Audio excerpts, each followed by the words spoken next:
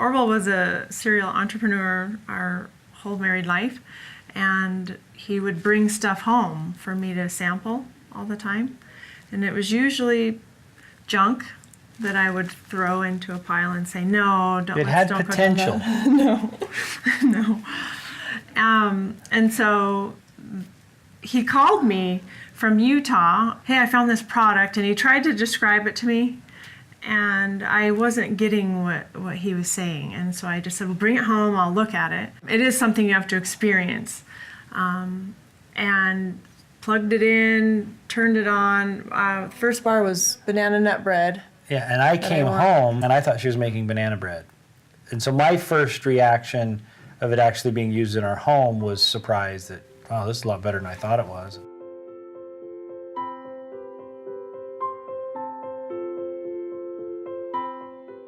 We were kicked in the teeth entrepreneurs at the time. I didn't think that I had the chance to keep it going. You know, I thought that I was done and I needed to go find a job somewhere.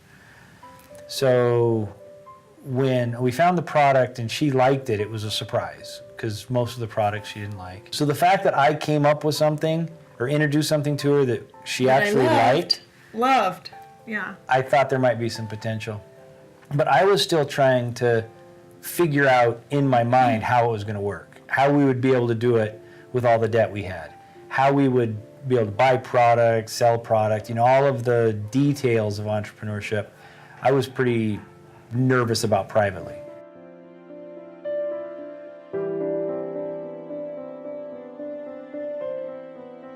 I told Heidi, we've got to go bankrupt.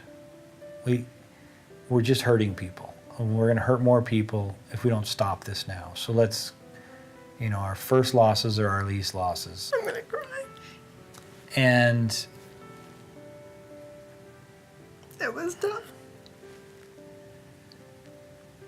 So I got resolved that that was the best thing to do. And went and talked to Heidi. And what did you say? I said, heck no, we are not going to file bankruptcy. Because they put her name in the newspaper and everybody would know Orville and Heidi.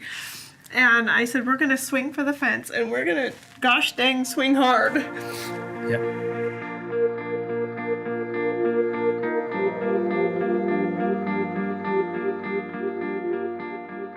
They bought the company, brought it back up here. My husband and I, we helped him unload the truck. And it was just a little pickup full of stuff. And we put it in the container, the huge container down there on the farm. Orville said, we got to make it ourselves. We have to make our own bars. He experimented and he started making the bars. And I would shrink wrap them and my husband would label them. I still had to make a living. And so I went and I was selling ShamWows and car wax and, you know, junk. Things you see on late night TV. Yeah. So I had to make the product while I was doing the fairs and shows and send it to Heidi so that she could package it up and fulfill the orders.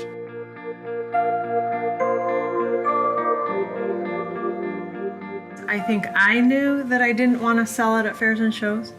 And so I just started researching and I came across the Direct Selling Association online.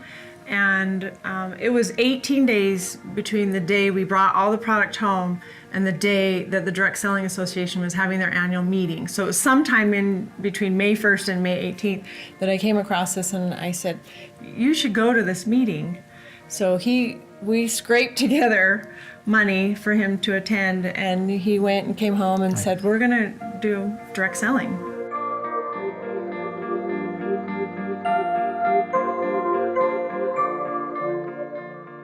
I went to my sister's party, which was one of the first, if not the first, Scentsy party. And I fell in love with the product. The simplicity of it, the ability just to connect with the fragrances and memories. I had done direct sales before, but there was something about it that drew me to it. And so I signed up as a consultant from that party. I saw it at a Christmas show and I fell in love. I saw this beautiful warmer that I wanted, and the consultant said, "Why don't you get it for free?" And I thought that was a great idea. So she asked me to host a party. I said I would love to. My party gave me enough Hostess product till June when I needed some more. And that's when I decided to sign up, so I didn't have to track down the consultant to fill my orders. In the beginning, there wasn't any marketing tools or anything for us as consultants. We had a little picture book that had photos in it. With Scentsy, like I said, it was the simplicity, the just being able to set up the warmers and let people smell the fragrances. And that was a complete and utterly different way I'd ever experienced a direct sales before. We wanted to grow organically because Scentsy's a different company than most direct selling companies. We grew slow, and it took 2 or 3 years to see that what we were doing was actually really spectacular.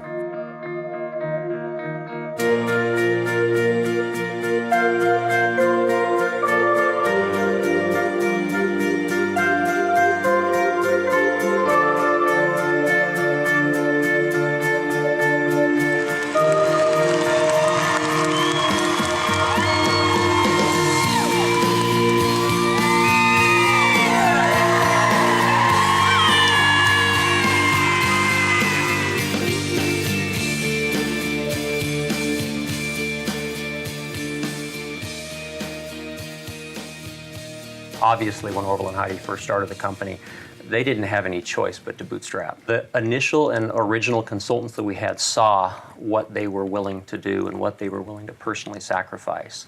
And that created a very positive relationship between the consultants and between Orville and Heidi and the home office that I still think we benefit from today. As is often the case with Scentsy, we push things to keep up with the growth. And oftentimes that growth is just a little bit outpacing our ability to keep up with it.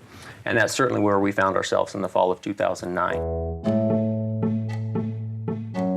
We knew, looking at the upcoming sales forecast in the upcoming month to 2 months as we went into our heaviest selling season, that the current software we had would not be able to keep up. It literally would have brought it to its knees, and the whole system was at risk of coming down. So we very aggressively, in anticipation of that, put together a new piece of software, and we launched it probably a month or 2 before it was completely baked and ready.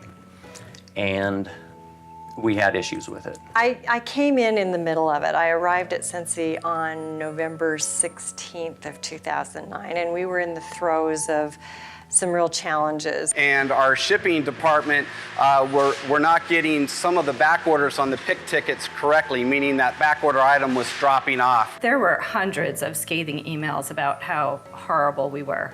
And I get that, because these are people that are selling our products to customers. Our shipping department and our packers and our stockers and our sorters really took orders manually via email, and they were working 24/7 basically to make sure that we still maintain the order fill rates that we needed to prior to the holiday. When we make a mistake, we apologize. We hope never to make one that big again, but the first thing we do is say we're sorry, because we understand the position that puts our consultants in, and we don't want them being in that position. You know, they say that every company has to pass a poverty test and get to success, and then they have to pass the prosperity test and live through success.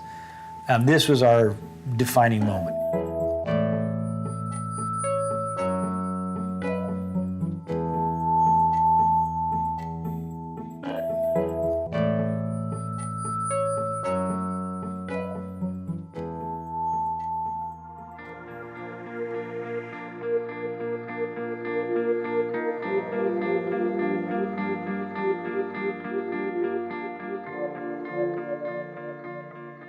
I think the product was compelling to everybody, and there was a great desire to see it succeed.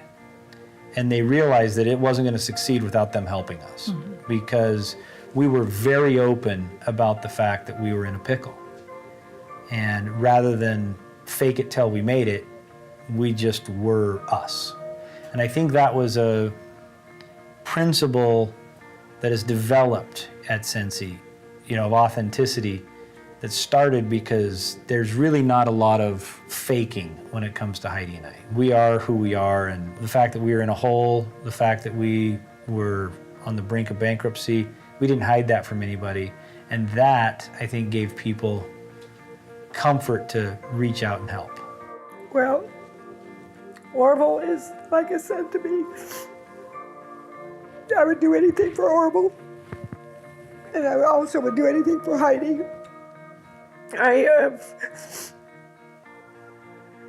They're really, really good kids. And I just wanted them to have an opportunity and wanted them to be able to take care of their family. I get really emotional when I talk about what Scentsy's offered me. Oh gosh. I would have never guessed that I would have this opportunity and I would be doing what I'm doing now. I'm a licensed hairdresser. I love who I work for.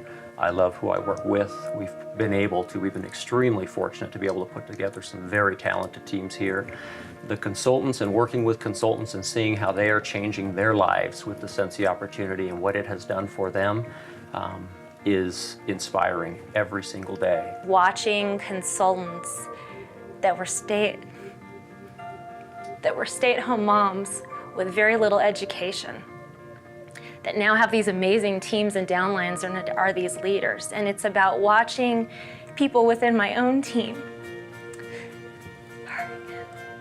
that didn't think they had it in them to be the leaders that they are and feel pushed every day, but come in and do it, and watching them grow and develop into people that they never thought they could be. That's the Scentsy story to me. That's the magic in what we're doing. It's really helping people become better than they thought they could be without this.